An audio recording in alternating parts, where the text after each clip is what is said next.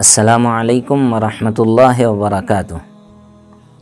محترم ناظرین، عمامہ جو سر پر باندھا جاتا ہے، جس کو شملہ کہا جاتا ہے، اللہ کے نبی صلی اللہ علیہ وسلم سے ثابت ہے۔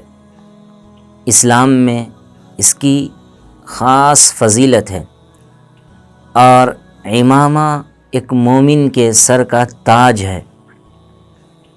کیا اس کے پہننے سے ثواب میں اضافہ ہو جاتا ہے؟ عمامہ سر پر باندھ کر نماز پڑھنے سے نماز کی فضیلت بڑھ جاتی ہے۔ اس سلسلے میں ہم تھوڑا سا کنفیوز رہتے ہیں، اور اس سلسلے میں ذہنی طور پر کچھ خیالات ہمارے ذہن میں چل رہے ہوتے ہیں۔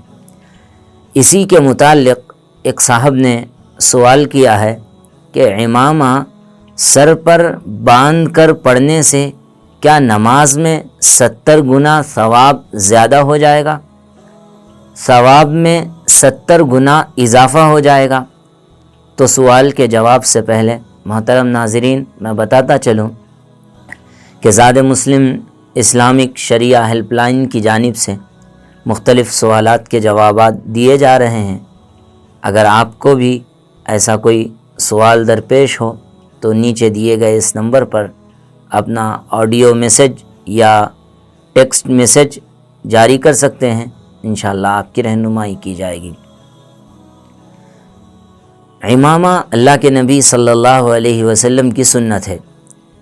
حضرت ابن عباس رضی اللہ عنہ کی حدیث ہے، حضرت ابن عباس رضی اللہ عنہ نے اللہ کے نبی صلی اللہ علیہ وسلم کا ارشاد نقل فرمایا ہے، اعتموا تزدادوا حلما، عمامہ باندھا کرو، اس سے آپ کا علم اور آپ کا حلم وقار بڑھتا ہے، اور عمامہ باندھو تاکہ آپ کا علم اور آپ کا حلم، آپ کا وقار اور آپ کی سنجیدگی میں اضافہ ہو، اور وہ بڑھ کر لوگوں کے سامنے آئے۔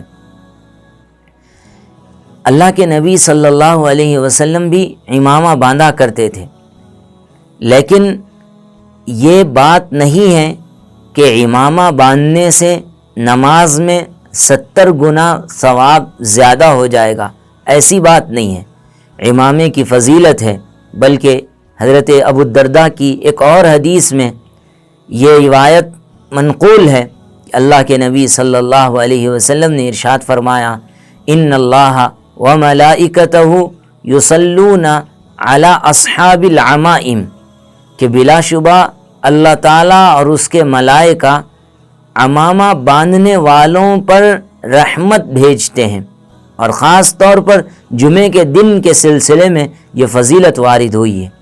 تو عمامے کی فضیلت سے اور اس کی اہمیت سے انکار نہیں ہے، لیکن ایسی بات بھی نہیں ہے کہ عمامہ سر پر باندھ کر پڑھنے سے نماز میں 70 گنا اضافہ ہو جائے گا، ایسی بات نہیں ہے۔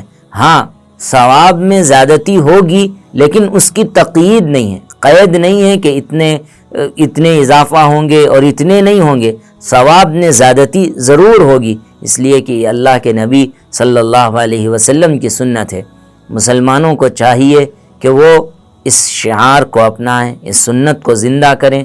ہاں، اگر کوئی بغیر عمامے کے بھی نماز ادا کر لے تو اس کی نماز میں کراہت نہیں پیدا ہوگی، بغیر کراہت کے نماز درست ہو جائے گی۔ ایک سنت ہے، اور اس سنت کو ہم سے جس قدر کوشش ہو اس کو ادا کرنے کی کوشش کرنا چاہیے۔ اللہ پاک ہمیں اس کی توفیق نصیب فرمائے، آمین۔